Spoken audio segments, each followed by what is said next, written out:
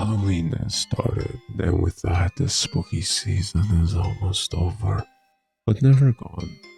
I went through my vast catalog of content I've enjoyed throughout the years and compiled some of them for this season.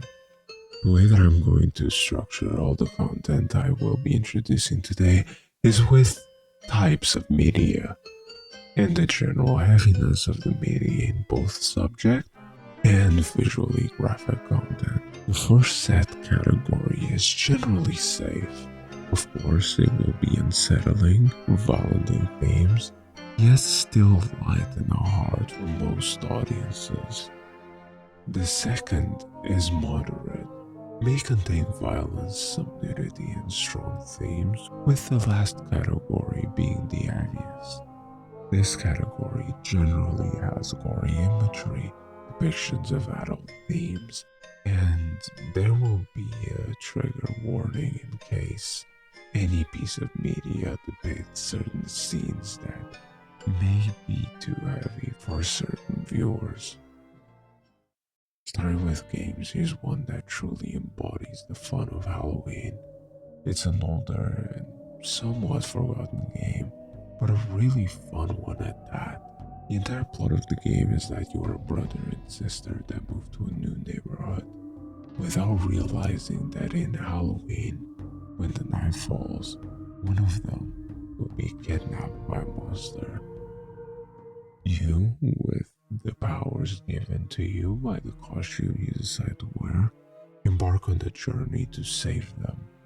The game is very lighthearted, and I appreciate that it understands and really makes you feel like you are a kid again. Night in the Woods. As much as it's not a scary game per se, the game knows how to tell a good and well-paced story, not just around the season of Halloween, but how it feels to grow up. You play as a cat person called Mai, and your life at home isn't the best, but you decide to move back in anyways because you already finished college and feel lost in life. Eventually, you get to readapt to the town you grew up in, see all the changes or lack of that happened in it while you yourself were away. It's a breath of fresh air to be able to relax and meet your old group of friends and remember the good old days. Yet there is something in this town that seems quite off. Maybe a cult, maybe the place is haunted. Whatever it may be, you can only find out after spending multiple nights in these woods. 9. Imagine this, a world where technology got so advanced that humanity as we know it ceased to exist because of it. And now, look back at 2009's fittingly titled movie 9. This is a more action horror movie in the traditional sense of the word. 9 puppets that came to life all because of a genius scientist's hard work. This is one of Tim Burton's less well-known classics, and in my opinion, much like Tim's other movies, it truly stood the test of time, not just visually, but the audio design, the music, and the storytelling. It's just truly breathtaking stuff. It's one of many of Tim's Halloween classics.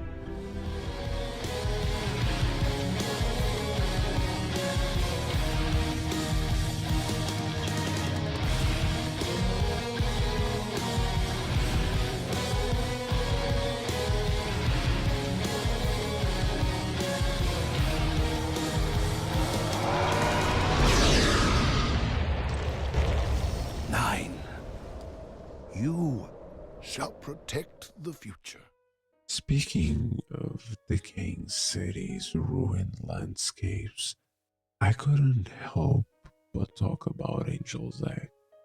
This is such a visually and auditory beautiful, unsettling movie about a young girl who swore to protect an egg she believes was laid by an angel.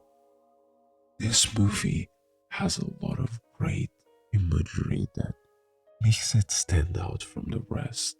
The presentation and fantastical elements really feel otherworldly in the best way possible. And I feel like, as much as it's a bit confusing at first, you can slowly get accommodated to the world's weirdness. If you are into darker Ghibli-like movies, surrealist landscapes, and old animated dark fantasy classics, this is the type of movie for you. Also, side note, I want to point out that in November 19th of this year, 𝐂𝐳 is releasing a 4K restoration version of this movie. I'll be very much looking forward to it, and if you are a fan of the original and want to re-experience it, you should too. I'm so excited for it. Anyways, let's go to the anime series. 君は誰だい?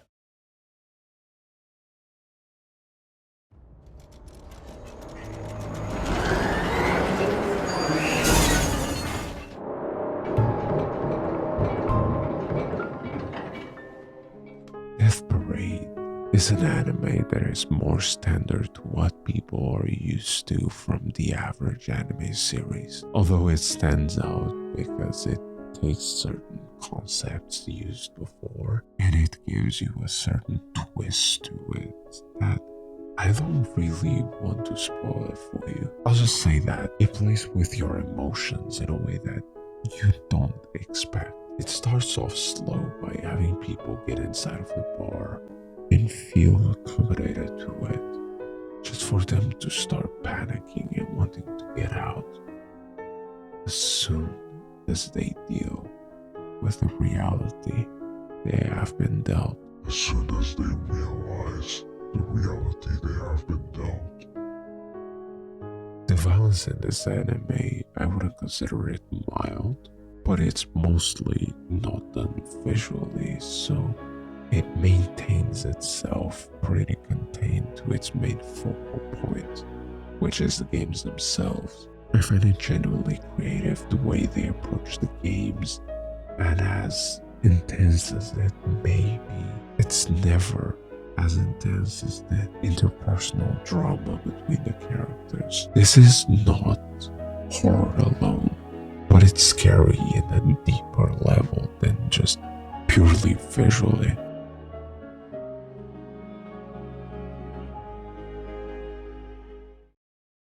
Starting off the moderate category, Little Nightmares. This takes the word little very seriously.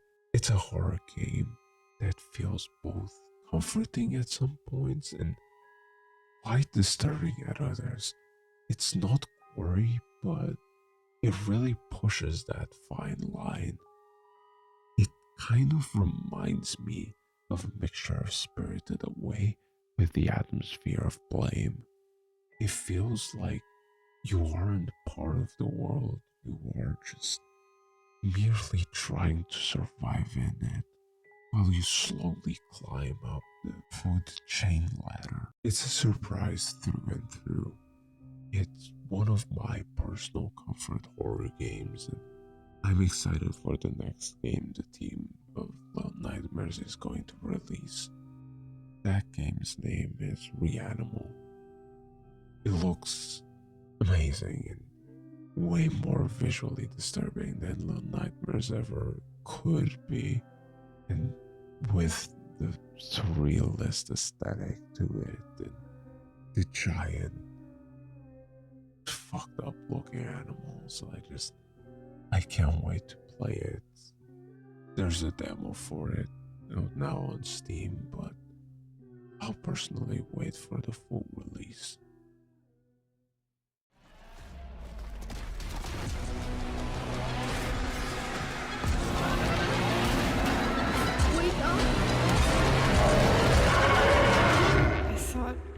dead.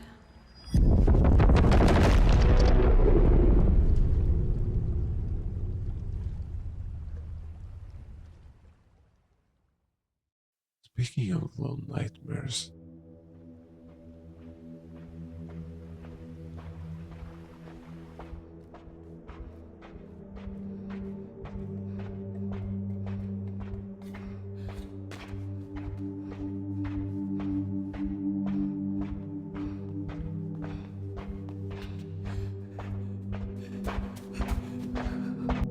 Inside is a horror game that has the same concept but a completely different execution. It's a dystopian future in which humans are for the most part disposable. You play as a boy that is being chased by some people with guns. You don't know how he got there, and you definitely won't know where things will go from there. It takes a lot of twists and turns. The sound design on this game is just mind-blowing. Here, have a listen.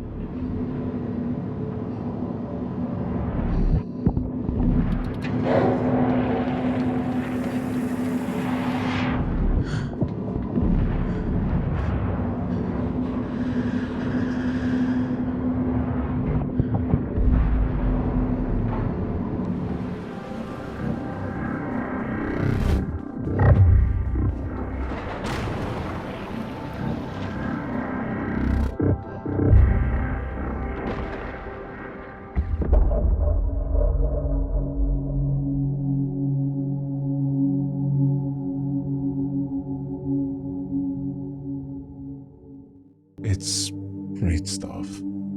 It's a fairly short game too. It can be played in, for the most part, one single sitting. And I take this game as not just a game, but more of an experience. Highly, highly recommend this one. Just watch out because Big Brother is watching.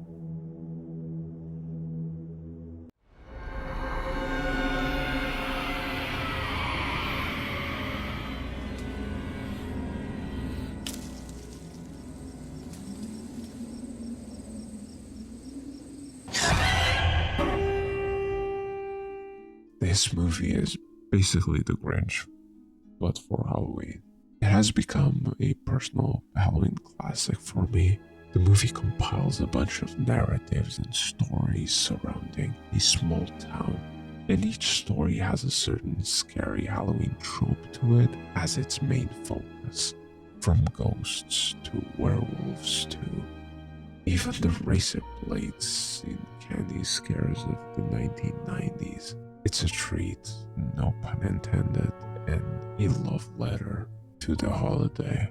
With that being said, the movie is surprisingly gory. Not to any extremes, but it doesn't fear to go the extra mile and not pull any punches on what it presents. Overall, this is a no-brainer recommendation to anyone who loves Halloween, in my opinion.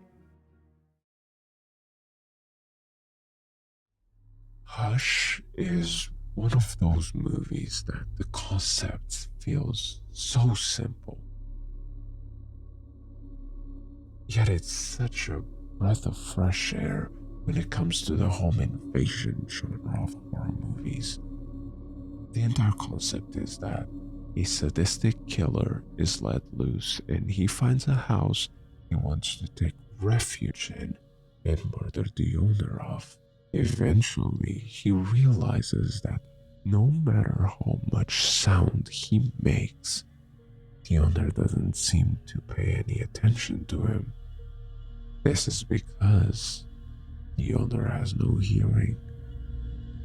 The story slowly unravels not only the killer's fascination with hunting people, and in specific the situation he finds himself in, but also how the homeowner will possibly survive despite her personal difficulties. It's such an effective movie, putting yourself in the shoes of a protagonist that feels really humane and desperate.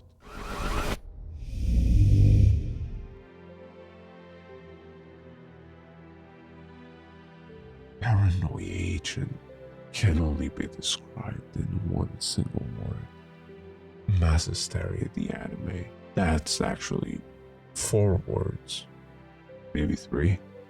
My point is that it takes the concept of paranoia, as the title entails, and mass psychosis, putting a spin on it in a way that feels really captivating, and it slowly reveals to you what it all means and what really caused it. And it may not really be what people tend to expect, but it feels somewhat similar to Perfect Blue. I might cover that movie someday. It's just really intimidating because I feel everything that needed to be said about that movie has already been said. But anyways, going back to Paranoia Agent, it's just a hell of a ride. Speaking of rides, Paprika is the inspiration for Inception. That says all that it needs to say. That anime is such a visual trait, and it's a complete fucking favorite dream. It's impressive what they could do with so little explanation, yet it makes somewhat sense in this world. There are plenty of horror elements in the movie. It doesn't feel like the standard of fare, because our lack of knowledge when it comes to reality itself, it uses that as a surprise factor, and the unpredictability of it is what makes everything that happens so uncomfortable and uneasy. Now, starting off the heaviest category, Friendbow is one of those games, much like something like Sally Face, that feels like a fever dream after you finish it. Like you can't remember what you just experienced, but you know that you liked it. It's not a really long game. You could beat it in maybe 1 or 2 play sessions. You play as Friendbow, a young girl that lost her parents because they have been mysteriously murdered and dismembered. Now, traumatized and seeing visions of a world beyond your own, gruesome, vile, and full of death, you are forced to take your medication to get thrown back into reality. The truth is that not just your mind is transported to this world, but so is your body. So now you have to navigate between realities to complete puzzles and find who is behind all of this. May you use your insanity to your advantage, or you'll end up like your parents did. Fear and Hunger.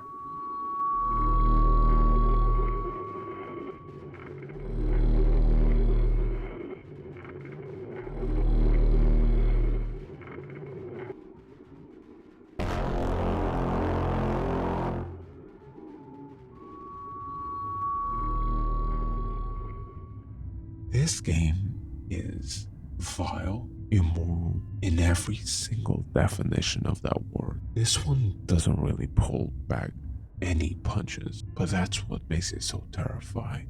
You may never know what the game has in store for you, and whenever you feel safe, that's exactly when the game pulls the rug from under you.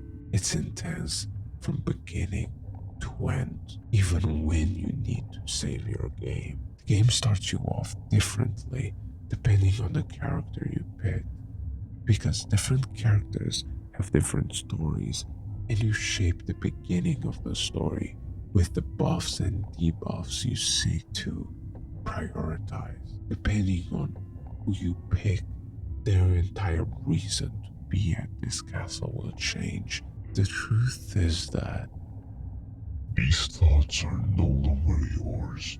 This body is no longer yours. This castle is no longer humanity's property to keep. Not controlled by humans, not controlled by nature. There is something, a unholy, making this place an eternal darkness filled with nightmarish creatures, killing and doing whatever they want to those who dare enter. Pain is no longer just a feeling, but a shape formed by the starvation you feel, by the gods we bless, beings who own you now. Nothing is left out there for you. Nothing but fear and hunger.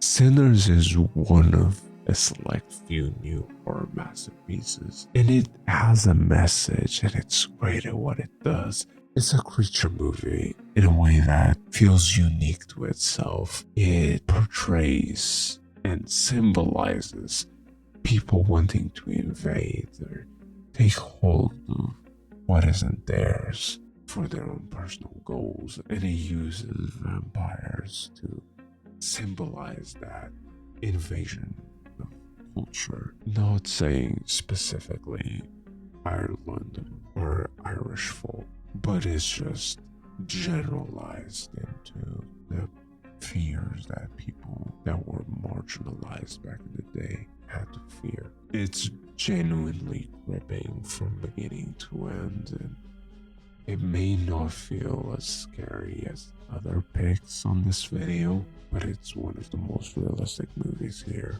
It's a movie to not just consume, but appreciate. Till now. To get back inside. I wanted to end this video in a heavy yet comforting note. The Demons of Destruction is not what I describe scary, but more as a come-of-age story with so many dark twists and turns created by the great mind of Enya Sano, the same person that brought to us another great existentialist manga by the name of 𝐂𝐨𝐬𝐭𝐮𝐬𝐿. If you don't know 𝐂𝐨𝐬𝐿, I talk about it briefly in this video I also made. But going back to that Demons of Destruction, this anime is not just an alien invasion story, but a story of love and compassion for those we care about the most, and what priorities we need to put in life. What can be the consequences of the actions we take, and what can we actually control in life? What does it mean for something to be absolute? The anime can be gruesome and sad at times, but it is quite hopeful. There's no experience quite like it, and I feel it deserves way more love than what it gets. There's a sense of comfort, even with the knowledge of humanity's possible demise in the making, same as with a lot of my other videos I've been working on. Life has been complicated of late. I really try my hardest to bring out content more often. I've been away for quite some time now, but this hobby really means a lot to me. Sorry for the long tangent. With that being said, I want to thank you for sticking around. If you're new to the channel, welcome. I hope that you liked your stay, and it's nice to have you here. If you want, you can subscribe. It would be nice. But if you don't, I appreciate you all the same. Thank you. Thank you for sticking to the end. I hope that you liked any of the picks that I had selected. I very much appreciate all of you. Subscribe if you want to stick around, and I hope every single one of you out there has a good night. And see you next time. Bye.